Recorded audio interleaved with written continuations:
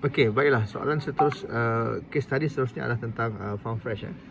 So Farm Fresh, kalau kita lihat dia ialah pembekal susu, syarikat yang membekalkan susu.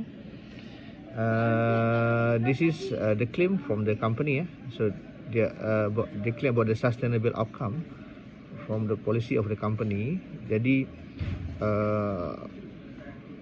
kelestarian, apa yang mereka tawarkan ialah better dairy, produk tunusu yang lebih baik, stronger communities yang lebih sihat, dan juga planet yang lebih hijau lah.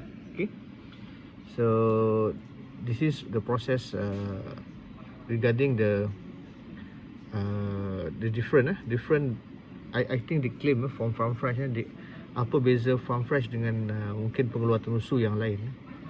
Ia tentang perkataan tentang sustainable ataupun yang dipanggil sebagai kelestarian. Maknanya kelestarian ni dia mementingkan alam sekitar lah.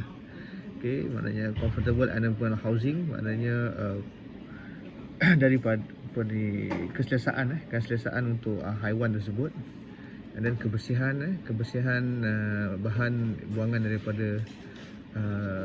daripada lembu-lembu itu sendiri. Dia digunakan semula untuk membersihkan kandang, kemudian bahan-bahan daripada bahan buangan daripada lembu tadi dijadikan sebagai baja dan untuk pengairan makanan. Okey, jadi kalau kita lihat apakah value proposition untuk Farm Fresh? Apakah value proposition untuk Farm Fresh? Nilai yang diberikan oleh Farm Fresh kepada pelanggan. Jadi kat sini kalau pada saya, Farm Fresh ni nilai yang diberikan, maknanya nilai yang diberikan yang berbeza berbanding dengan pengeluar susu yang lain, perkataannya adalah apa yang saya panggil tadi sebagai kelestarian, sustainable. Jadi mungkin pengeluar lain tidak tekankan tentang value nilai ini, tetapi Farm Fresh menekankan tentang nilai-nilai baik dalam peladangan tadi. Okey, seterusnya kita cuba lihat BMC. Bagaimana kita baca BMC. Okey, kita lihat pertama sekali value proposition. Value proposition untuk Farm Fresh ni ialah fresh milk.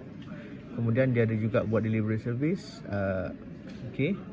Ya, kalau awak lihat saya buat yang kuning ni. Kuning ini maknanya dia ada berkaitan. Contoh dia value proposition, fresh milk, delivery service. Kemudian bagaimana siapakah target pelanggan dia, customer segment dia adalah mass market. Mass market maknanya untuk semua. Jadi macam mana nak dapatkan susu yang fresh ni melalui ejen ataupun koperasi sekolah. Okey, dan customer relationship. Okey, bagaimana mereka menjaga ejen. Jadi okey, apakah kerja yang dilakukan ialah manufacture marketing. Maknanya kita menghasilkan susu dan juga buat pemasaran. Siapa yang buat? Kita ada ejen leader lah, ketua ejen. Kemudian siapakah key partner dia? Logistik company. Maknanya mereka yang membuat penghantaran. Apa cost? Cost driven. Dan dia punya untuk recurrent and transaction, maknanya untuk mendapatkan keuntungan daripada jualan susu ini, ada pelanggan yang membuat tempahan secara mingguan, itu dipanggil transaction. Ada juga itu dipanggil sebagai recurrent. Ada juga pelanggan yang membeli one off, membeli secara sedikit-sedikit lah, itu dipanggil sebagai transaction. Okey, untuk produk yang seterusnya dikeluarkan oleh Farm Fresh ialah untuk niche market. Niche market maknanya kalau kita nak dapatkan susu yang jenama Tesco ataupun sekarang jenama Lotus, tapi dihasilkan oleh Farm Fresh sendiri. Jadi apakah yang nilai yang diberi untuk susu yang biasa ini, bukan susu yang fresh, bukan susu yang fresh, susu UHT. Jadi dia adalah affordable pricing, harga dia lebih murah.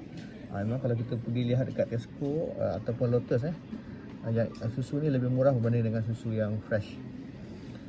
Okey, Jadi saya nak fahamkan kat sini, apa yang saya nak fahamkan, bila kita buat BMC, kita gunakan color coding ini untuk menunjukkan customer segment yang berbeza-beza.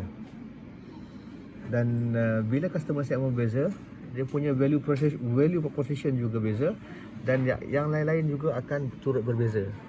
Jadi kalau kita buat secara detail nanti kita akan nampak. Sebab tu bila kita buat BMC ni, yang terbaik kita gunakan sticky note. Sticky note. Okey, ini secara ringkas untuk BMC. Contoh ini bukan benar, ini pandangan saya lah. Business model canvas untuk syarikat Farm Fresh tadi.